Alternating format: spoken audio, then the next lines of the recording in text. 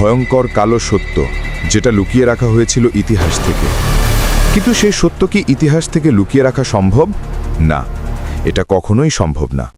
পুরনো ইতিহাস মানুষের সামনে এসে গেলে মানুষ আবারও সেটা দেখে ভয় পায়। ভয় আর আতঙ্ক মানুষকে ভিতরগতভাবে শেষ করে ফেলে। মানুষ বলে, মানুষ যেটা দেখে ভয় পায় সেটাই নাকি মানুষকে তাড়া করে। এমন একটি সৎ এবং সাহসী বালকের গল্প যেটা ইতিহাস থেকে লুকোনো হয়েছে। চলুন আজ আমরা এই বালকের গল্পটি নির্ভয়ে আপনাদের কাছে পৌঁছে দিই। ওকে, আরব দেশে জন্মগ্রহণ করা ছোট একটা বাচ্চা, যে বাচ্চা ছিল প্রতিভায় ভরপুর। সে বয়সে ছোট, কিন্তু কখনোই অন্যায় দেখে চুপ থাকেনি। সে অন্যায় দেখার সাথে সাথে তার প্রতিবাদী কণ্ঠকে তিনি জাগিয়ে তুলেছিলেন। এই জন্যই আরবের অনেক দালালদের এই কাজ পছন্দ হয়নি। কত মানুষ লেগেছিল তার পিছনে তাকে এই দুনিয়া থেকে শেষ করে দিতে। নারী এবং পুরুষের সর্বোচ্চ চক্রান্তে সেই মানুষটি এই দুনিয়া থেকে চলে গেছে, কিন্তু মানুষ তাকে ভুলে যায়নি।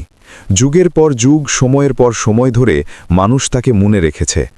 এই বিজ্ঞানের যুগে কাল্পনিক কোনো কিছুই বিশ্বাস করা আমাদের জন্য উচিত নয়, কিন্তু তারপরেও আমরা মুসলিম, আমরা ঈমানে বিশ্বাসী, জিন এবং শয়তানে বিশ্বাসী।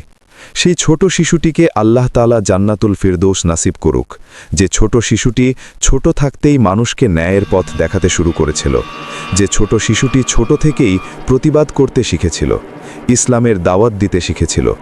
পৃথিবী থেকে কোনো ইতিহাস আমাদের জন্য মুছে ফেলা উচিত নয়। নতুন করে ইতিহাস বানিয়ে সেগুলো আপনাদের সামনে উপস্থাপন করাও উচিত নয়। সবাই ভালো থাকবেন। আল্লাহ আপনাদের প্রত্যেককে ভালো রাখুক, সত্যের সাথে রাখুক। আল্লাহ হাফেজ। আসসালামু আলাইকুম।